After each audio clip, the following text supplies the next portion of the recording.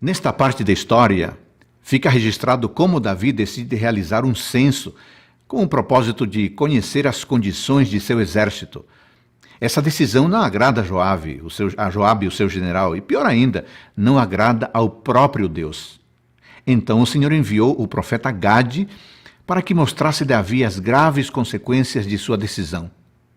Pelo pecado que cometeu, o Senhor castigaria a maldade de Davi com uma mortalidade, que cessaria somente quando Davi e o povo se arrependessem e se humilhassem perante Deus, mas não antes de um sacrifício.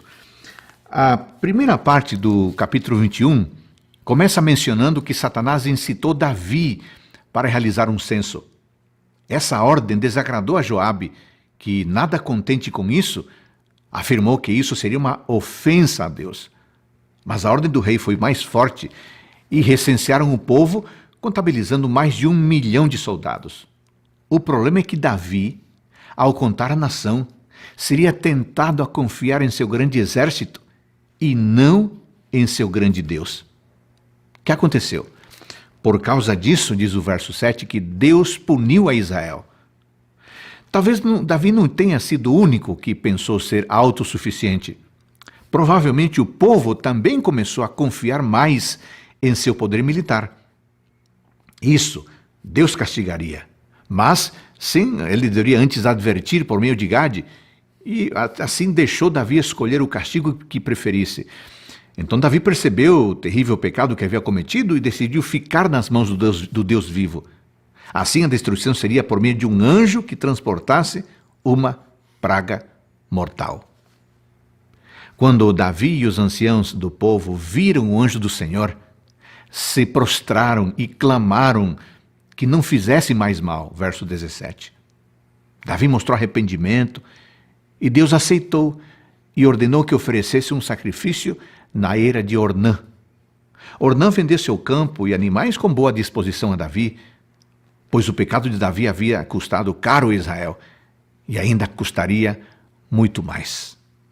Por fim, Davi realizou um sacrifício de acordo com a ordem divina, porque sem um derramamento de sangue não há perdão de pecados, diz Hebreus capítulo 9, versículo 22. E nesse lugar, o pecado de Davi e de todo Israel foi perdoado, mas não por seus próprios méritos, e sim graças à intercessão e morte do Cordeiro substituto. Todo mal acaba quando o Cordeiro de Deus intercede por nós. Enquanto a praga mortal matava Israel por seu pecado, somente a expiação do Cordeiro poderia salvá-los. Mas esses méritos seriam válidos somente se fossem acompanhados de um verdadeiro arrependimento por parte do povo. Amigos, o desejo do ser humano de buscar alguma desculpa para não confiar em Deus é pecado. E o pecado só traz morte. No entanto, apenas o Cordeiro de Deus pode salvar o pecador da morte. Como podemos ser salvos? Devemos aceitar o sacrifício de Cristo com um arrependimento e confissão verdadeiros. Que hoje você possa desfrutar das bênçãos e do cuidado do Pai Celestial.